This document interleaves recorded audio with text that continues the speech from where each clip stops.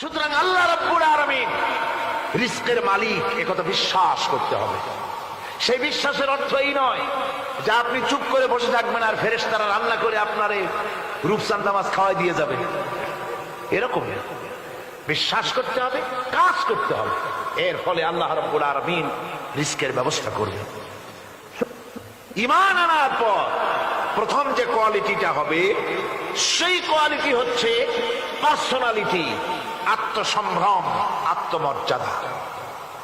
দুনিয়ায় কারোর সামনে মাথা সে নত করবে না, মাথা নত করবে কেবলমাত্র আল্লাহর কাছে। সে বিশ্বাস করবে খাইরিহি ওয়া শাররিহি মিনাল্লাহি তাআলা, ভালো মন্দ সব কার কাছ থেকে হয়?